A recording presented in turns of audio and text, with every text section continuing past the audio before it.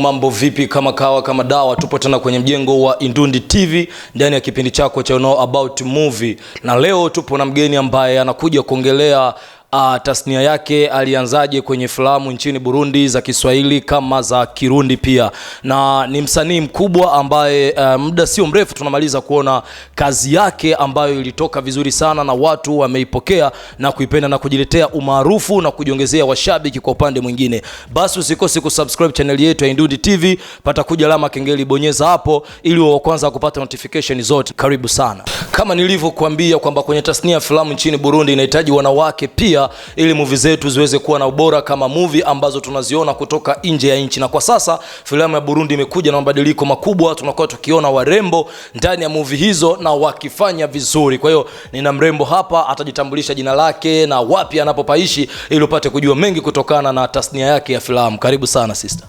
Asante. Labda unaweza ukaambia jina lako, washabiki wako, vile vile na wapi unapopakaa? Mimi naitwa kwa jina la Iraduku Ndazamda. Naishi Bwiza, barabara ya 3 namba 39, pembeni ya msikiti. Kama tunavyokuona wewe ni mwigizaji wa filamu nchini Burundi, na kila mtu mwanzo wa kuingia kwenye jambo fulani lazima kuna kile kitu ambacho kinaweza kusababisha yeye kuingia. Ni kitu gani ambacho wewe kilikuinspire hadi ukaanza kuwa mwigizaji wa filamu na ukatamani kuanza kufanya filamu? Actually nilikuwa napenda sana, lakini nilikuwa sijapata yani ile bahati ya kuingia. Namkumbuka nilikuwa na rafiki yangu alikuwa anaigiza hapo. Ndio hiyo siku akaniambia, Zamda nishindikize. Nikamwambia unaenda wapi? Akaniambia naenda mazoezini. Nikamwambia mazoezi ya nini? Eti ya movie. Akasema mnacheza movie? Akaniambia ndio. Haya, ndio tukaunguzana kufika kule. Nikakutana hata walimu wao sio wachoyo, wakafundisha na mimi wakanipitisha mbele hapo, sijui kitata eti kazi yangu ni kucheka tu kule mbele kucheka. Yani hicho ndio kilikuwa kipindi. Nikaanza kuigiza na nikapata bahati, walikuwa wanaenda kufanya uzinduzi Kongo. Nikabahatika na mimi nikaenda, nikaona ni vizuri, nikafika naamua tu kuwa mwigizaji. Kabisa. Na ni changamoto zipi sasa ambazo ulikutana nazo baada ya wewe kuanza sasa kuigiza? Yale matatizo labda kwa upande wa uigizaji, labda kwa upande wa director, labda viongozi wa kundi hilo? Yani changamoto zilikuwa ni nyingi tu sana. Ila upande wa viongozi palikuwa hamna tatizo. Upande wa waigizaji, maana unaona ukiwa mpya, hata darasani ukiwa mpya, ukiwakutana wengine panakuwa zile changamoto, hujui shule ufanye nini, uoga. Alafu tulikuwa tunaigiza na wanawake wababe sana. Nilikuwa nikimwona tu ananiambia, Zamda pita mbele na mtu fulani. Kwa mfano akiniambia pita mbele na Titina, naokopa, nasema Titina anajua kila kitu, afu mimi sijui, nakuwa namuokopa. Lakini nikaona tu acha nijitoe, maana ndio nishaingia kwenye game, hamna gisi, nikaamua tu kupambana. Kuna msanii ambaye umezungumza kwamba ulikuwa ukiperform naye mbele, anakuwa kama vile labda wewe kwa upande wako unaogopa, na usema kwamba ulizungumza Titina. Na je, kiwango chako kwa sasa na wakati ambao ulikuja wewe ukakutana naye stage, kiwango chako unakiona kimefika sehemu gani kwa sasa? Labda yeye ndo anakuogopa au tena ile ule uoga bado upo ndani yako? Kwa sasa kweli mimi sina uoga.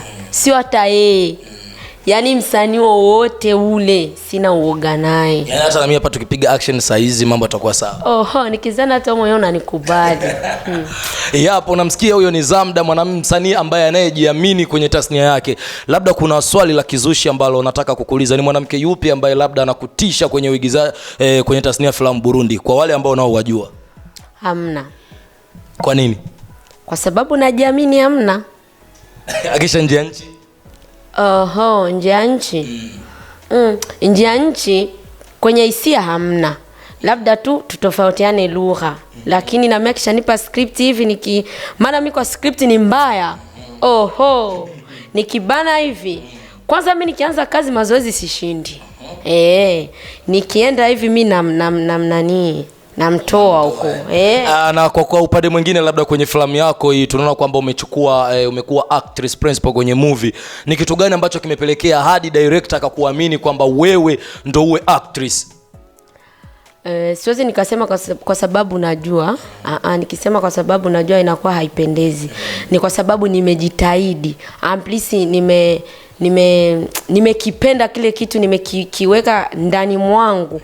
Na director mwenyewe akaona kweli huyu anafaa. Maana tulikuwa tunapambana, tuko wengi. Haikuwa mimi mwenyewe. Nilitia bidii, director mwenyewe kana mimi nafaa, ndo nikacheza hapo. Inamaanisha kwamba alikuona bora kuliko wengine. Kwa hii filamu hii aliniona bora.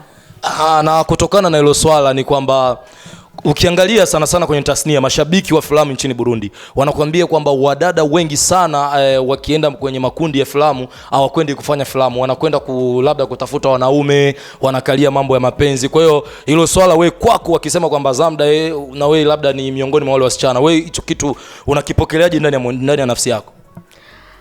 Kwanza hilo swala mimi kwangu hamna.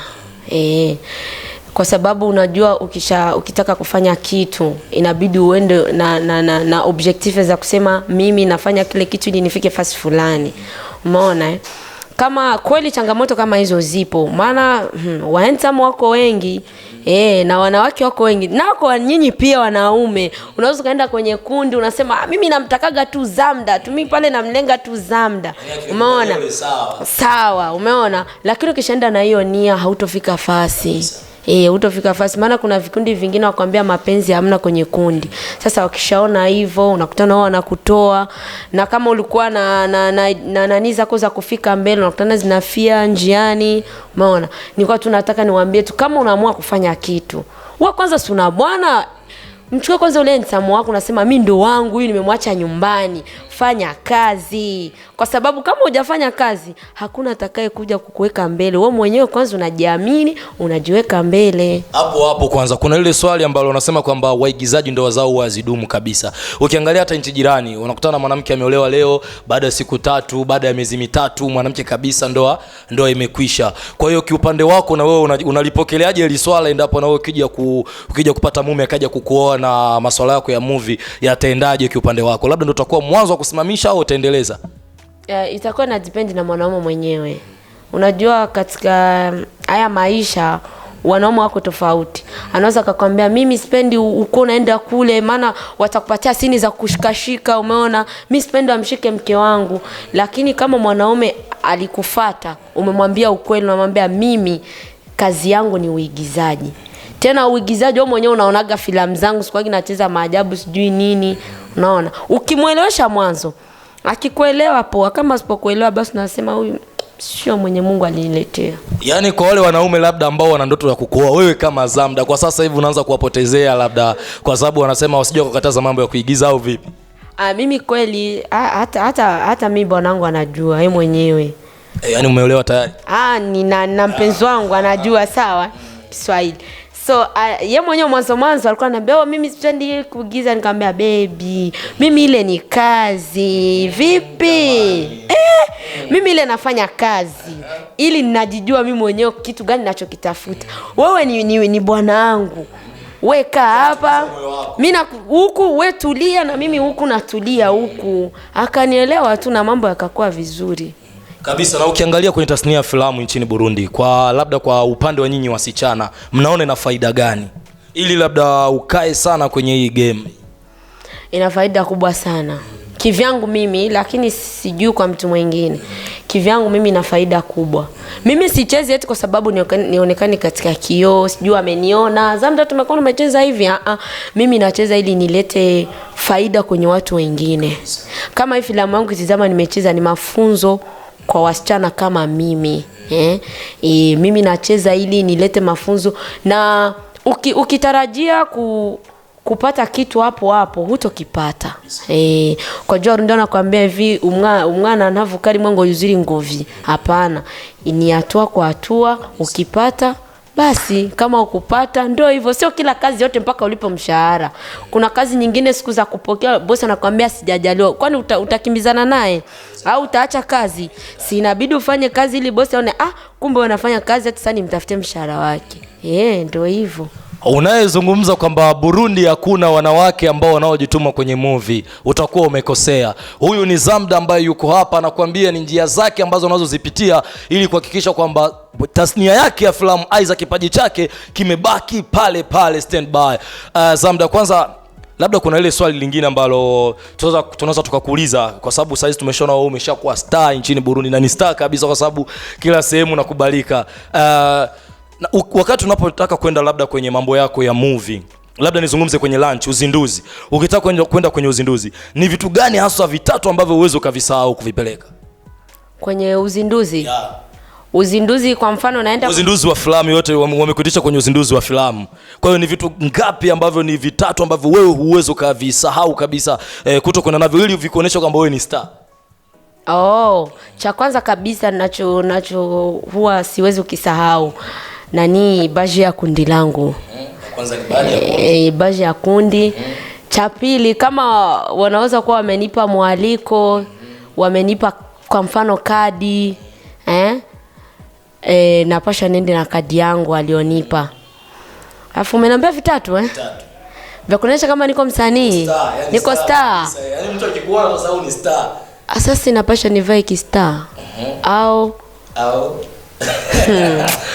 ulivyosikia majibu akisha tukizungumza, kwa sababu tunaona wasanii muda mwingi sana wakiwa kwenye uzinduzi wanakutanaga wanachukua simu. Wewe vipi, simu unaiachaga nyumbani?